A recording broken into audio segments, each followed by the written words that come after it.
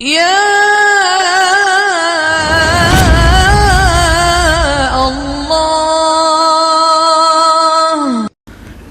پھر ہمارا معاشرہ جوائنٹ فیملی سسٹم ہے، ساس ہو کر سسر ہو کر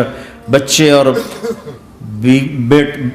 بچی کی زندگی میں اتنا داخل ہو جانا کہ ان کی زندگی کو برباد کر دینا، یہ میرے پورے معاشرے کا ایک سلگتا ہوا، ایک جلتا ہوا، ایک دکھ دیتا ہوا، یہ ایک اتنا بڑا روگ ہے کہ میں کتنے ہی آنسو بہاؤں تو میں اس غم کا حق نہیں ادا کر سکتا جو ہر گھر میں لڑائی ہے۔ ساس سسر بہو پر بیٹے سے بھی زیادہ حق جتانا چاہتے، ایسے ظلم ہیں۔ ہمارا سسرالی معاشرہ بڑا ظالم ہے، بڑا ظالم، 99.99% ظلم ہے۔ یہاں آنے سے پہلے ایک بچی کی پنڈی سے اس کا فون آیا کہ سسرال نے کہا تھا بچی ہوئی تو طلاق دے دیں گے۔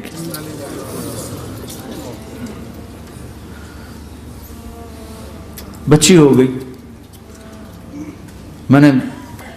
ہاتھ جوڑے، پاؤں پکڑے، میرا کیا قصور ہے، اللہ کی تقدیر ہے، طلاق دے دی، نکال دیا گھر سے۔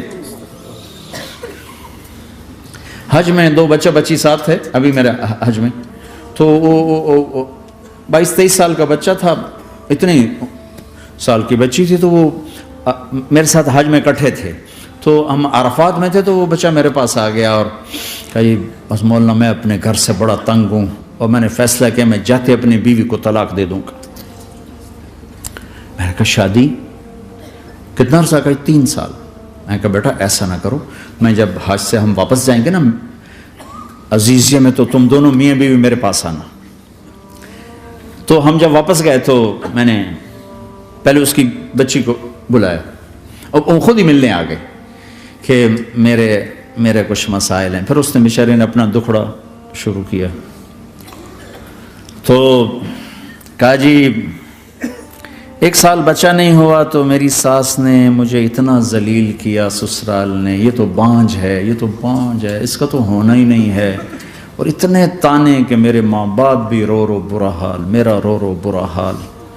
پھر آخر یہ ہوا کہ چلو میڈیکلی دیکھا جائے، ٹیسٹ کیا گیا تو فالٹ بچے میں نکلا، میں تو کلیئر تھی، تو پھر میری ساس کی ٹیپ بدل گئی، تو تقدیر ہے، تقدیر میں لکھا تھا ایسے ہی، تقدیر ہے،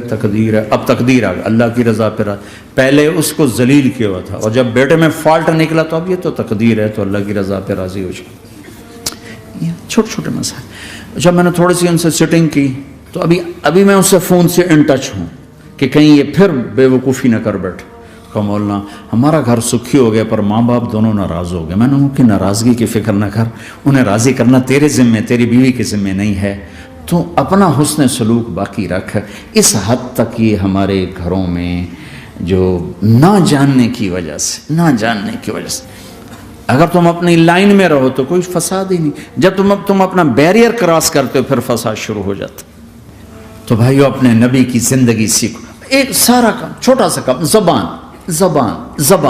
غیبت چھوڑ دو، جھوٹ چھوڑ دو، گالی چھوڑ دو، تانا چھوڑ دو، طنز چھوڑ دو، برا بھلا کہنا چھوڑ دو، بلکہ حوصلہ افزائی کرو، تعریف کرو۔ ہمارے پڑوسی ذمہ دار ہیں، ان پڑھ ہیں بڑے ذمہ دار، تعلیم اتنی نہیں ہے، تو ان کے ایک بچے کا میں نکاح پڑھانے گیا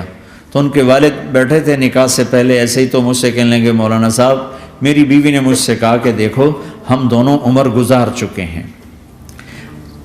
تو ایسا کرو اپنے بیٹے کا گھر الگ بناؤ اور اس کی بیگم کو وہاں لے کر آؤ، اگر یہاں لے کر آؤ گے تو ہم دونوں کہیں ان کی زندگی خراب نہ کر بیٹھیں اور ان کی زندگی میں دخل دے کر کہیں ان کی زندگی کو تنگ نہ کر دیں۔ میرے بیٹے کا الگ گھر بنا، وہاں اس کی بیگم لوگ کے لیے لے کر آ تاکہ ہم ان کی زندگی میں داخل نہ ہو سکے۔ میں حیران ہو کر ان کو دیکھ رہا کہ ان پڑھ باپ، ان پڑھ ماں، اور اتنی اعلیٰ درجے کی بات۔ اب ہر آدمی میں یہ سخت نہیں کہ اپنے بیٹے کے لیے الگ گھر بنائے، یہ تو ہمت ہے کہ ان میں دخل دینا چھوڑ دے، کہ خاوند سے زیادہ خاوند کے ماں باپ اس کی بیوی پہ حق جتا رہے ہوں، یہ میرے نبی کی معاشرت نہیں ہے۔ میں دکھ سے کہہ رہا ہوں، اب محسوس نہ فرمائیں، کوئی عورت ساس ہے تو محسوس نہ کرے، کوئی سسر بیٹھے محسوس نہ کریں، میں درد بھری فریاد کہہ رہا،